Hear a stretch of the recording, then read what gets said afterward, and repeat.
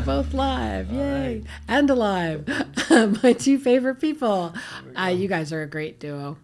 Thank you. I'd like to welcome you to our new podcast from Good to Grow, the Heart of Food and Beverage. Heart being the operative word here. We want to talk about the why of the business, the emotions that connect you to what you're doing, what we're all doing, and just what it's like to be in business. And because there's lots of people out there that say, I want to open a food business. Isn't that so great? That'd be nice. And we all know that we've been in it for a while. We all know what it's really like.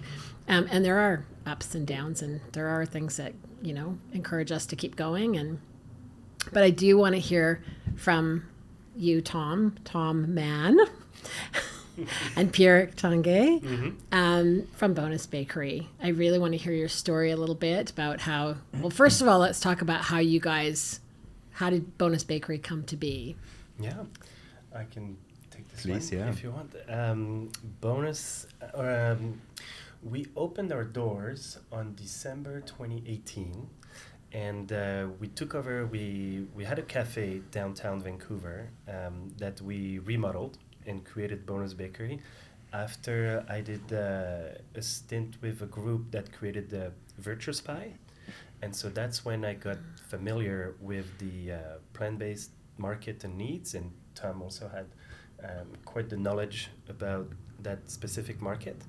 And we opened Bonus to basically answer a demand that was not met in Vancouver for plant-based baked goods specifically, and it's especially because you could find some vegan baked goods, but nothing that was appealing to everybody. And this is really what we wanted to do, is to make sure that your uncle could come into the bakery and feel like, that looks great, I want to try it. It's visually appealing. The price is not prohibitive. And last but not least, that it tastes awesome.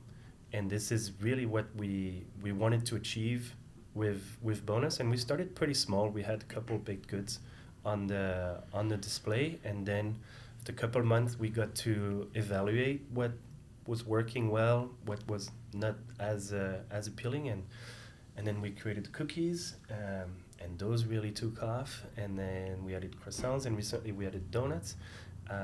But yeah, the key behind Bonus is to make products that will please anyone, and that's been doing quite well so far. And how do you connect with food from a personal standpoint? Do you either of you love to cook or bake or just love to eat? Who does not love to eat, right? I actually do have a history in the food industry. Back in Germany, my family, they actually owned a restaurant. So since I'm 6 years old, when there was events, I was always around. So I've seen restaurant business, service industry, the whole food being cooked, like the deliveries and that whole part of it, right? And that was at least this one side. And then I became a nurse, which is something very different. But one thing I learned is it's not just about you have a cut, you put a Band-Aid on it. No, there's people around, there's food, there's nutrition, the well-being and happiness. All those things help you healing and feeling better. So this is kind of my path, how I stayed with food from growing up, but learning there are other sides to food than just eating or having a big family dinner or the social aspects. There's many, many sides to it. How do you think being a nurse connects to you wanting to be in food? Like, how do you think it's helped you? People. I would say this is the biggest part. Okay. Mm-hmm. When you're a nurse, you need to be able to connect with somebody who is sick in a bed. Mostly it's talking, it's a smile, it's sometimes bringing them their favorite food down from the cafeteria. It's honestly, it might sound silly, but it's the human connection of activities and gestures. And I think going back to food, that is one of a human gesture. You invite your friends, you make a dinner, maybe you try a new recipe, it's maybe not the best, but everybody appreciates the effort and you will have a great time. Mm-hmm. And that's food. Yeah, I think if I would add that we both have European backgrounds, mm-hmm. and Tom's from Germany, I'm from France, and food is you know, it's we have mornings, afternoons, and dinner like you guys, but meals are almost a part of the day where we spend time at the table, we share the food, we talk about how it was made. You know, I was just talking to my school representative right now. They're trying to shorten the lunch time for our kids, and like, it pains me to see that they have right now. They are trying to cut it down to 30 minutes, for example. And in France, even at a corporate job, you would have at least an hour, usually an hour and a half, to have your lunch. Wow. And so food is definitely part of our It's cultures. a reverence, right? There's a Yeah. reverence Yeah, there yeah, for food yeah. and for spending time together. Yeah, and respect for the person that took the time to make it, and we take the time to eat. And you know, at holidays specifically, like you could be 2 hours at the table just chatting and eating away. And Wow. yeah. And that is truthfully one of the identities of Bonus Bakery as well.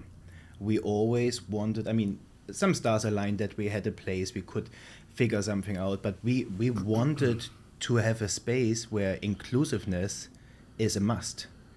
From the dietary restrictions to just being accepted, to you bringing your friends, and nobody even talks about, oh, what do you eat? What don't you eat? Yeah. Which flavor do you like? No, everybody just has something and can just enjoy themselves, not being focused in our polarized world on something. You can't have this, you can have that. I think it's one of the most rewarding part with Bonus is that we have people buying the goods and then sharing it at the office or the birthday, knowing that it is vegan, but it will still make everybody happy. And especially people are not used to have dairy-free options or can't have eggs. They have our baked goods. There's no limits to them. It's like, oh, you can only have this one. No, we have 10 different treats, and you can have any of them, and people are able to share it. And with people who are also could care less about plant-based products, they get to try it, and then everybody can gather and share the same. So there's an inclusiveness to what you're doing. Yeah. 100%. And Pierrick, what about your background? What My background, so I, you want a short story or long story? A short story would be great. Try to cut it short. I moved here 12 years ago now to Vancouver. I fell in love with Canada long before that. I had an uncle that lived in Montreal, came on vacation when I was young, loved it. I did my last year of studies in Ottawa. That was 15 years ago, probably. Came back to France and then came to Vancouver. My background is in marketing at the beginning, but since I've been to Canada, Tom and I worked in the food industry pretty much right away, because we also supervise some Freshie restaurants. Right. And that's where you met. That's where the two of you met. It was through Freshie. Yeah, exactly. Yeah. I hired Pierrick in 2012 Oh. as my catering and marketing manager. Yeah. And we've been in food since, and did a number of things in the industry. But Bonus is where our focus has been, and we've seen a lot of, we have amazing reviews coming in all the time, and it's fun because it's our own little baby in a sense, and we have the freedom to create whatever we feel like and whatever people are asking us to do, and the instant gratification in a sense that you can give someone a croissant and right then they have a bite, and you can see on their face or from what they will tell you if they like it or not. And then if they don't, you tweak it. If they like it, great, we'll keep making it. And that's been really a joy to see that. And yet, the Google reviews in the end is what really keep us going. Seeing and one of the feedback, as I was saying earlier, is like, it's great I was able to bring your stuff, and everybody, including people that are not vegan, loved it. So that's perfect. That's great. And with a bakery too, I guess there's it's got its unique challenges, right? Because you're these are early hours.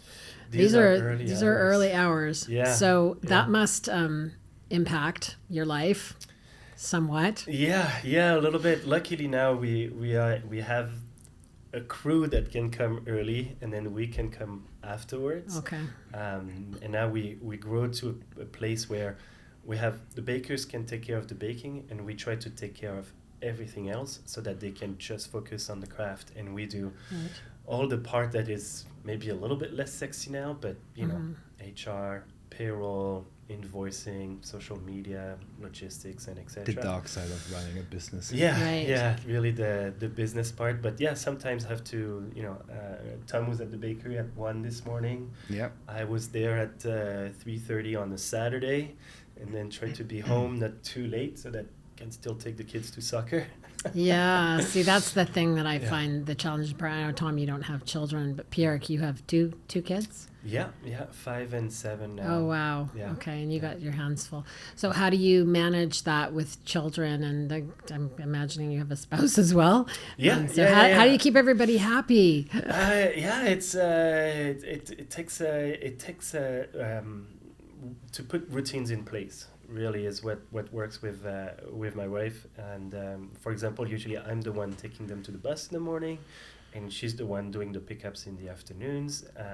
But yeah, it's right now I have one son at home who's sick, and you know, she can keep him today. Yesterday morning I had to stay at home a little bit, so it's a lot of juggling, and sometimes it's some game time decisions that have to be taken. So where will you be, and lots of communication with my wife, and try to be mindful of her own career and her own schedule, as well as mine. And if it means that one of us has to go in super early or has to work a bit later in the evening, we adjust our own schedule then. But yeah, it is taxing, but thanks for coffee and but a good nights of sleep too. Like it's something. Like my wife is in the health industry, and something I wasn't really paying attention to, but Tom knows better too. And sleeping is important. So now I'm able to fall asleep at 10, for example, which a couple of years ago I was always like, I'll stay up and watch something, and now I can. The 10 p.m. to 2 a.m. sleep is, I learned this when I had a baby. Here you If go. you don't have the 10 p.m. to 2 a.m. sleep, you're pretty wrecked for the rest of the day. So, Oh, interesting. Yeah. Interesting. And Tom, you have dogs, do you not? Cats. Oh, cats. I'm sorry, cats. I would, I mean, it depends what kind of lover you are, dog or cat lover, but they can be very exhausting too, you know.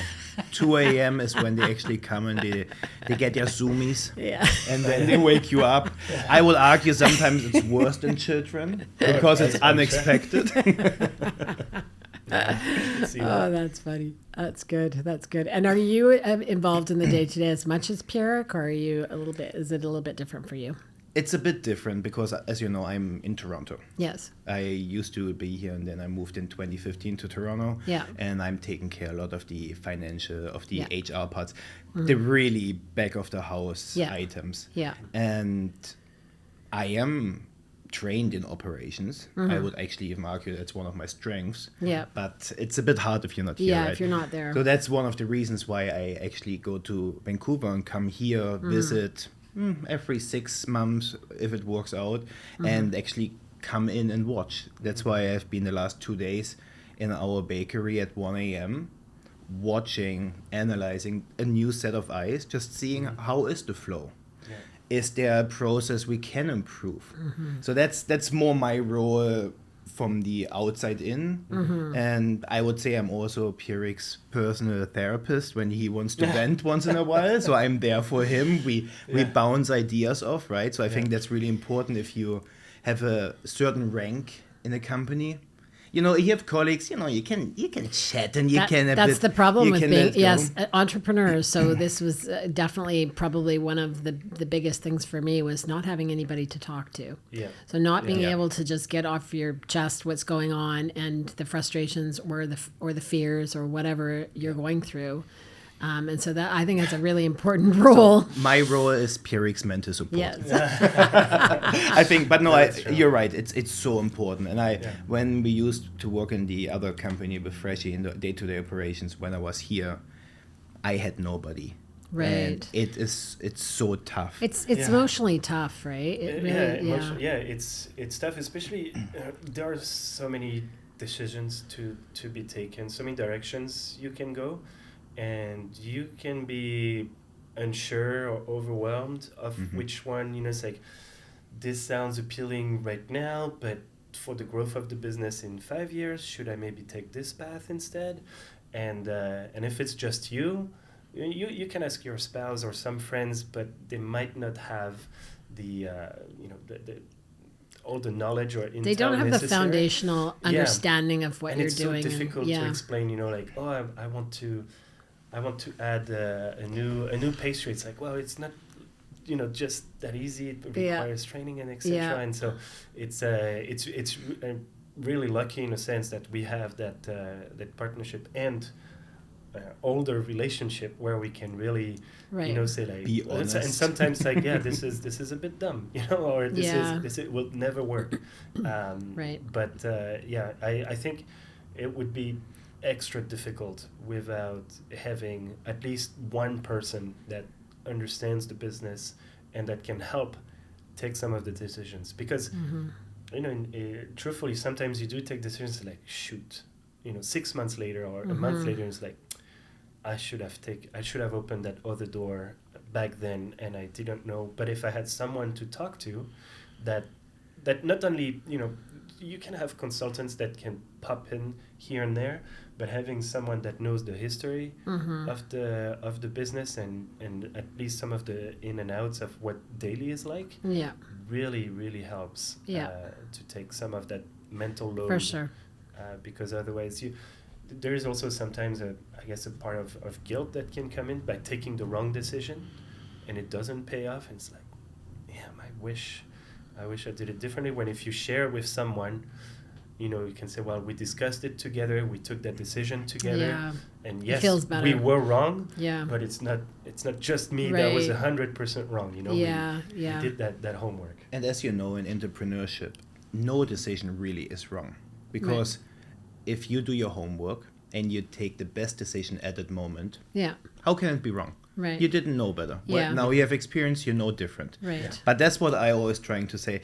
We make mistakes. We are humans. We are on that journey to becoming something, right? Well, and you really don't learn from success, right? You really do learn through failure. Yeah. So, you don't learn anything from success, Exactly. honestly. Yeah.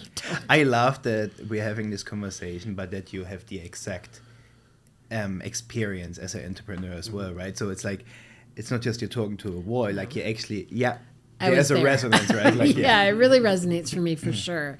And to be honest, I think that's what's wonderful about you two, is that you have one another to be able to talk to about these things. I know, look at, heartfelt moment. Oh. But it sounds to me too like there is actually the day-to-day really kind of falls squarely on your shoulders, Pierrick, if I'm not wrong. And so I would ask, just you were talking about sleep being so important. What do you do for yourself? What do you do to try and, if you feel like you're getting burnt out, or if you feel like it's really heavy, like what's the thing that you go, I go to a movie, or what do you do to just kind of rejuvenate or escape? Usually there's two times a week where I know I can get some time just for me. Tuesday nights I go play European handball. I play with the same team since I'm here. I've been playing for a very long time in France, but there's a team at UBC. So on Tuesday nights I go after work. I get to do a great workout on a sport I love. We've also a lot of friends I've been playing with for a long time. So it's it's physical activity and also social.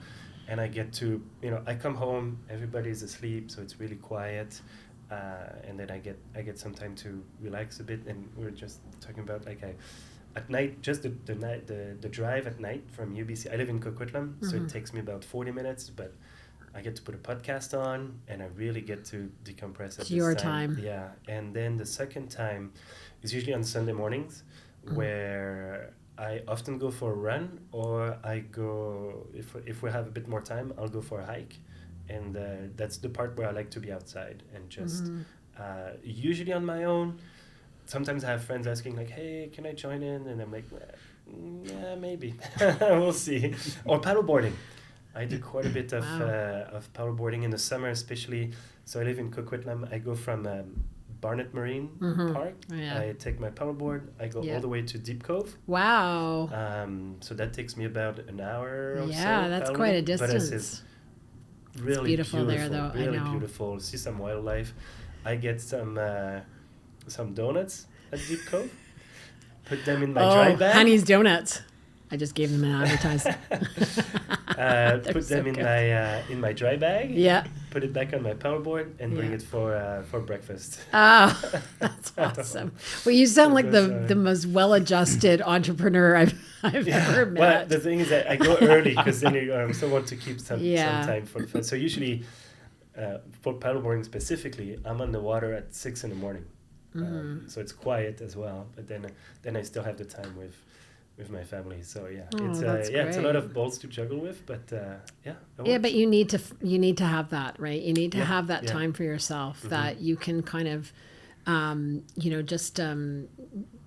find within yourself, just ground yourself and do something that's just for you, right? That really isn't for anyone else, because it's either your family, it's your kids, it's your spouse, it's your business, it's always something, right? So I think it is so important to do that. And the sleep part, I think, is super important too. I know a lot of people forego sleep when they're doing these businesses, and I think that's a big mistake. I think it's a really big mistake. Yeah, it's a mistake, but I could see how sometimes... But it's easy to fall into it. Yeah, like I need to work on this for another hour, and usually the time where you can say find an hour is at nighttime. Right. But and the kids are asleep, it's important to find, what has to be done absolutely today. Yeah. Because sometimes there's tasks that you can take on, and it's like, actually, I could do this one tomorrow. Yeah. I don't really absolutely have to finish this one today. So let's carve those 30 minutes, and I'll put those in towards sleep for today, and tomorrow I'll work on this and try to really prioritize what has to be done today, and not to get caught into a spiral. It's like, then I'm going to start this and this and that. You have to be... You have your own discipline and your own. I was going to say, sounds like discipline, But it's not easy, because sometimes you start something, it's like, I really wish I could finish this, but then it's going to eat into my sleep. Right. And then that's when things, I think, fall apart very quickly, because you see a lot of people too. Like entrepreneurship it can be hard on your health. There's a lot of success stories, which are usually often the ones that are talked about, but you also have a lot of stories that just end prematurely or end badly. And those are not the one touted on podcasts. Well, no, of course not. It's a large chunk. Most of them are not there, right? I mean, and it's interesting though that you're both talking about the sleep and making sure you have priorities. So I am involved in quite a few different ventures for our companies. So I have I would say a rather large workload. I'm more of a 24/7 guy. Yeah. But that's my boundary I set myself, right? But to the sleep, for me, it's actually interesting that I would call myself borderline OCD. I like to be very organized with things. So what happens if there's a problem or something there, I will do an all-nighter or whatever it takes to set something up, to automate it, to find a way of doing the work now, doing it smart, intensively, but reaping the reward over weeks and months to come, because I never have to touch that again. Right. So that's...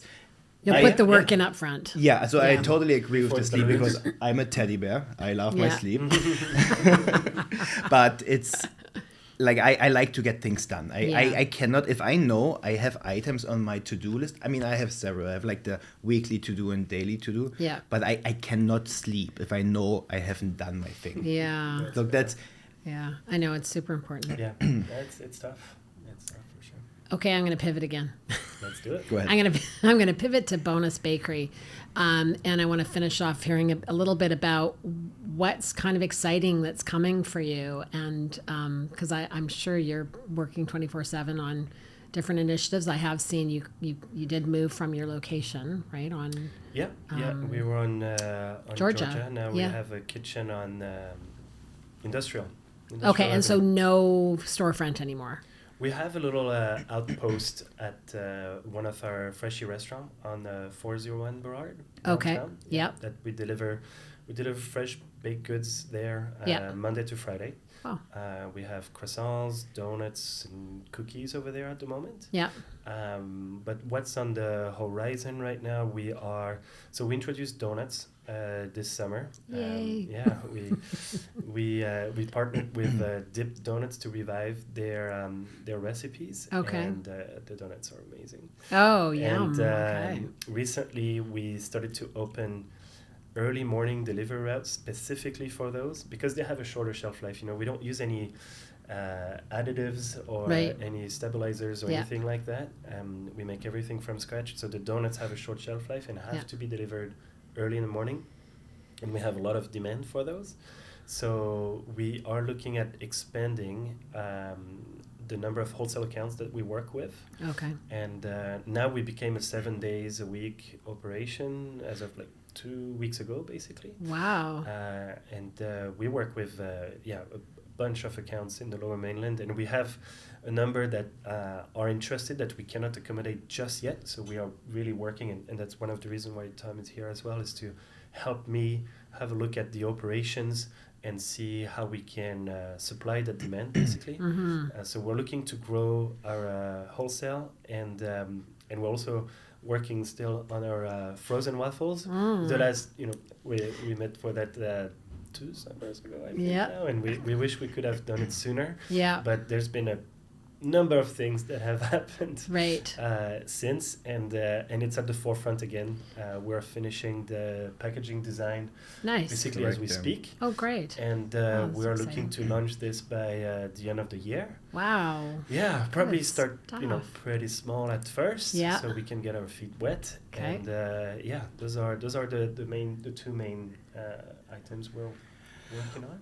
I would add to that through the mishaps we talked about that exist in business life, Yeah. we used to have our storefront and shared it with a Freshie location, Yes. which unfortunately closed down through, the whole COVID and Yes. whatnot. And that forced us to move to our new location. Right. That was a situation I don't think we planned for. I don't think we actually had in our horizon, but Yeah. it happened. Yeah. But looking at it now, it's probably a blessing in disguise. Right. We're really focusing on wholesale. We got listed with GFS for our frozen waffles. Nice. So that Good is for actually you. one item Yeah. that came during that frame. So Okay. we're working on different distributor partnerships. So if a Work with distributor, UBC as well for the waffles. Exactly. SFU, we're hoping to work with SFU. so any distributor or university who wants our waffles and listings. Wonderful.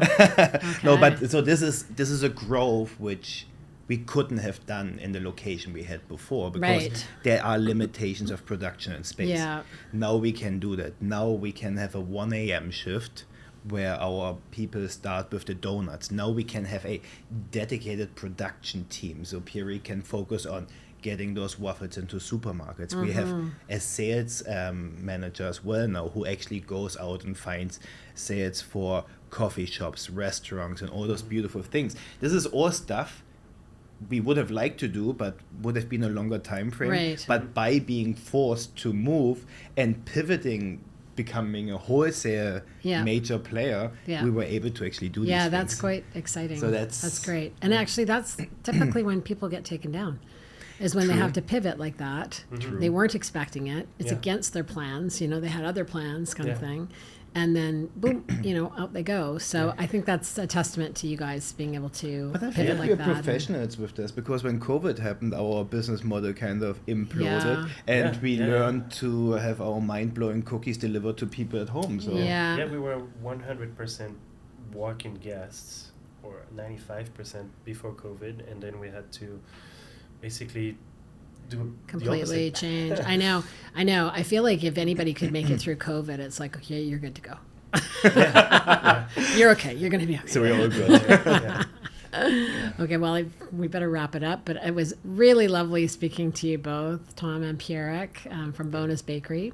And I'm looking forward to trying the donuts. I have to say that's one of my favorite Yes, things. So we'll bring I'm some. very much looking forward to trying them. Amazing. And staying in touch with you both. So thank you for coming in. Thanks for Awesome. having Thank you us. so much. Yeah, so fun to chat always. Yeah, that's exciting. Thanks, Andrea.